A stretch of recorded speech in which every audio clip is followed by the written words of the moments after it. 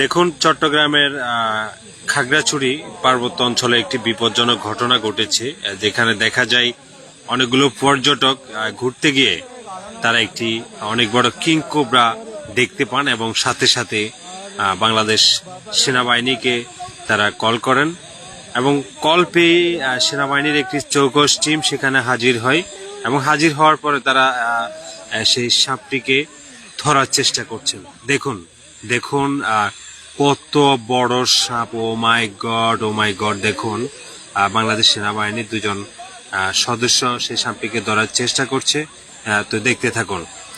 আসলে পার্বত্য অঞ্চলগুলো খুবই ও মাই গড কত বড় সাপ! দেখুন, এটা কমপক্ষে 10 থেকে 12 হাত লম্বা হতে পারে এবং কি পরিমাণ মোটা ভালোভাবে একটু খেয়াল করুন।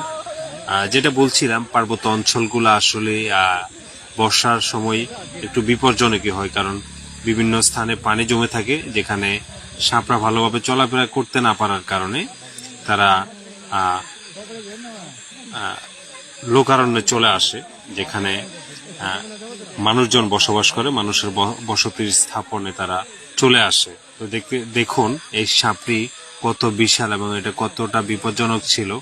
আসলে বাংলাদেশ সেনাবাহিনী খুবই হেল্পফুল। তারা প্রত্যেকটি কাজে মানুষকে এমনভাবে সহযোগিতা করে, যেটা আসলে তাদেরকে ধন্যবাদ না দিয়ে পারলাম না। দেখুন, পার্বত্য অঞ্চলে আসলে সব সময় তাদের এমন সহযোগিতা থাকে এবং তারা মানুষকে এভাবে সহযোগিতা দিয়ে যায়। দেখুন, বাংলাদেশ সেনাবাহিনীর পাশাপাশি একজন উপজাতি ভাইও আছে, যিনি সাপটি ধরার জন্য সহযোগিতা করছেন। দেখুন কত মোটা একটি সাপ! এটা হচ্ছে কিং কোবরা। দেখুন কত শক্তিশালী এই সাপটি! ও মাই গড! দেখুন কত বড় এই সাপটি! ও মাই গড!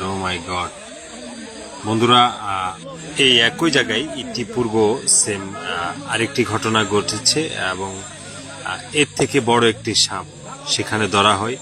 একবার ভাবুন তো, এই সাপটি যদি আপনার সামনে পড়তো তাহলে আপনি কি করতেন?